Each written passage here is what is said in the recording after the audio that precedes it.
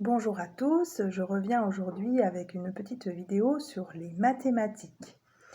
Alors, je vais faire un petit résumé le plus bref et le plus simple possible pour montrer et expliquer comment on a l'habitude de travailler la numération et le calcul en classe. Donc, dans un premier temps, nous prenons le temps qu'il faut pour mémoriser les 10 chiffres de notre système numérique, à savoir les nombres de 0 à 9. Donc, ces nombres, il faut être capable de les nommer quand on les voit, donc ça c'est le 8, et ensuite, et parallèlement, de les écrire sous la dictée. Si votre enfant écrit les nombres en miroir, c'est-à-dire dans l'autre sens, ce n'est pas grave, ça va s'installer petit à petit, il ne faut pas le sanctionner. S'il écrit 2 en miroir mais que c'est quand même le 2, eh bien on corrige, on remet le 2 dans le bon sens, mais on valide en disant oui, c'est bien le 2.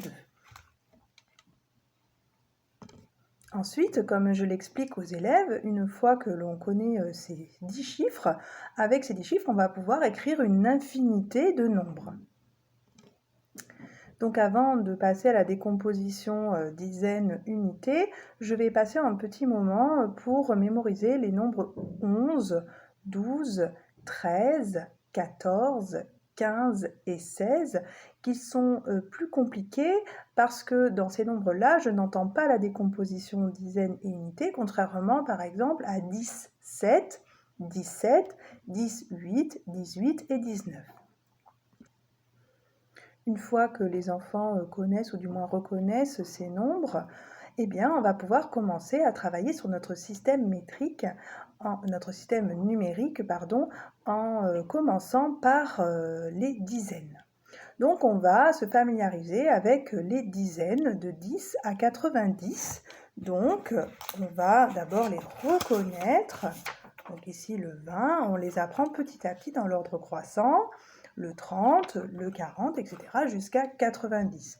Il y aura des confusions qui risquent de persister sur les familles de 70 et 90. C'est normal, il ne faut pas s'inquiéter, on continue de travailler quand même.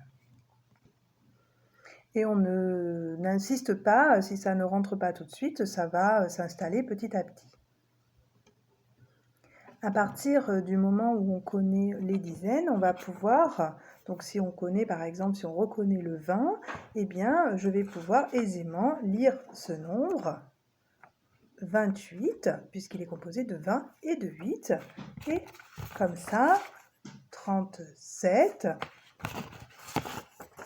46, et comme ça jusqu'à 99. Je précise encore qu'il sera plus difficile de comprendre ce système pour les familles de 70, puisqu'on va avoir pas 73, mais 73, et pas 93, mais 93. Alors pour aider à comprendre ce système numérique, à le rendre plus concret, nous utilisons des outils en classe, des outils de manipulation notamment. Donc je vais en retenir 2 ici que vous pouvez facilement fabriquer à la maison. Il s'agit des cartes Montessori, donc ce que je vous montrais tout à l'heure, ces petites cartes superposables qui permettent de superposer dizaines et unités pour construire le nombre, et aussi quelque chose que les élèves connaissent bien pour l'utiliser dans notre classe, mais aussi c'est quelque chose qu'on utilise dans toutes les classes, c'est le 7 base 10, constitué de barres comme ça qui représentent les dizaines, et de petits cubes comme ceci pour représenter les unités. Ces systèmes, les élèves le connaissent bien, ils l'ont à disposition dans la classe et certains d'entre eux même savent l'utiliser tout à fait en autonomie pour réaliser leurs exercices. Alors, je vais commencer avec les cartes Montessori. Pour fabriquer les cartes Montessori, eh bien, il faut des cartes dizaines et des cartes unités. Donc, vous voyez, c'est ce que j'avais ici, les cartes dizaines et les cartes unités ici.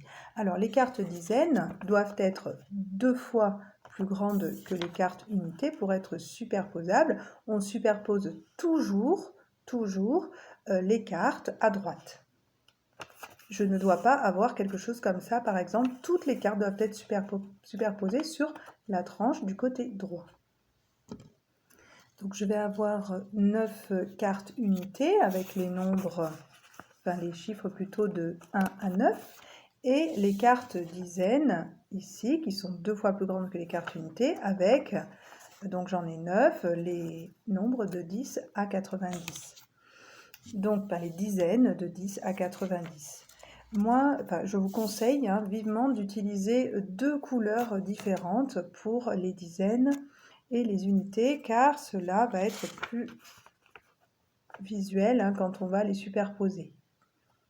Donc j'ai pris du rouge et du noir, mais vous pouvez prendre 2 autres couleurs. L'important, c'est qu'il y ait des couleurs différentes.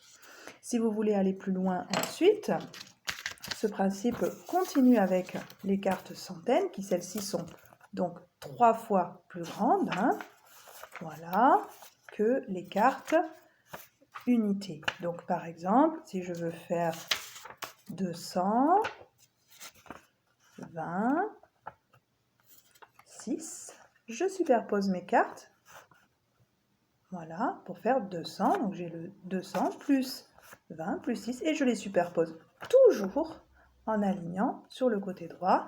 Encore une fois, je n'ai pas le droit de faire ceci par exemple. Toujours, j'aligne sur la tranche du côté droit. Ça, c'est si vous voulez aller au-delà des dizaines, si l'enfant en est capable, s'il est suffisamment avancé dans la progression pour passer au-delà. Ces cartes, elles vont m'aider à apprendre les nombres, à les connaître et aussi à les décomposer. Par exemple, je peux voir ici que 26 est égal à 20 plus 6, ou bien que 20 plus 6 est égal à 26. Donc c'est un outil très pratique pour travailler la numération. Le 7 base 10, lui, est un outil de manipulation. Je peux toucher vraiment la représentation du nombre et ça va me permettre d'avoir une représentation aussi plus précise de sa décomposition en dizaines et unités. Par exemple, là, tout à l'heure, j'avais 24, alors j'attrape l'étiquette. Donc 24, c'est 20 plus 4. Et ici, je vais vous le montrer sur la table, ce sera plus simple. Je peux voir que 24, c'est 2 dizaines, 20 plus 4. Donc ici, j'ai 10 plus 10 plus 4. Donc vous voyez, on a une représentation encore plus précise, plus détaillée de la décomposition en dizaines et unités. Donc ces deux outils peuvent être travaillés ensemble ou choisis selon l'exercice que l'élève va devoir appliquer. Donc tout le monde ne dispose pas d'un set base 10 à la maison avec ses petites barres et ses petits cubes. Si vous avez des Lego, vous pouvez les empiler, mais il faut en avoir beaucoup. Sinon, il y a une façon très simple de le fabriquer avec des petites bandelettes de papier, comme ça, des petites barres qui peuvent représenter les dizaines. Là, j'ai juste pris mon format d'étiquette que j'ai coupé. Et après, je peux découper en plus petits morceaux des petits cubes pour symboliser, pour représenter les unités. Donc avec ces outils, nous allons progressivement, et je dis bien progressivement parce que cela peut prendre plusieurs mois, voire même des fois des années, donc nous allons progressivement, en suivant bien le rythme de l'enfant, construire la connaissance des nombres, d'abord jusqu'à 99, mais ça aussi on va le faire par étapes, avec d'abord les nombres jusqu'à 10, puis jusqu'à 20, et ensuite on va travailler sur les dizaines au début jusqu'à 40 par exemple, et après quand on connaîtra les nombres jusqu'à 49, on va avancer comme ça petit à petit. Donc on va pour cela apprendre à nommer les nombres, donc il faut être capable de dire que par exemple, si vous montrez ça, l'enfant doit être capable de lire, de nommer 24. On va aussi apprendre à les écrire en chiffres. Donc l'exercice le plus courant, c'est la petite dictée de nombres en chiffres qu'on peut faire sur une ardoise si on a, ou sur une feuille de brouillon. Donc, encore une fois, on va pas s'attarder sur le graphisme, ou si l'écriture est en miroir, on va pas considérer que c'est une erreur, puisque ce qu'on va valider ici, c'est la connaissance du nombre. Donc, si votre enfant a besoin, par exemple, pendant la dictée de nombres, des outils, des cartes Montessori, vous devez lui laisser à disposition. On laisse toujours les outils, et quand les outils ne sont plus utiles, eh bien, on va s'en dégager petit à petit. Mais toujours utiliser les outils pour permettre de construire en comprenant. Donc, nous avons nommé les nombres, les écrire sous la dictée et bien sûr les décomposer sous la forme d'une addition de dizaines et unités. Par exemple, vous pouvez demander à votre enfant de décomposer le nombre, par exemple 53, en l'écrivant sous la forme 50 plus 3 égale 53. Ou bien, à l'inverse, vous pouvez écrire l'opération en ligne 50 plus 3 et l'enfant devra mettre le résultat égal 53. J'enverrai évidemment des petits exercices pour vous accompagner.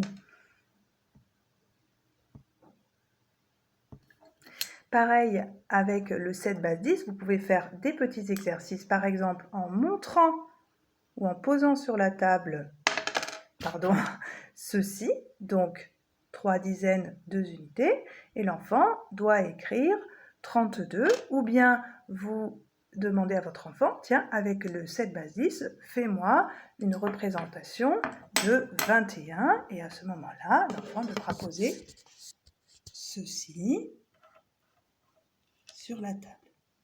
Ou alors, on peut écrire aussi décomposer en dizaines d'unités, mais en précisant les unités. Par exemple, écrire 24 sous la forme 24 égale 10 plus 10 plus 4.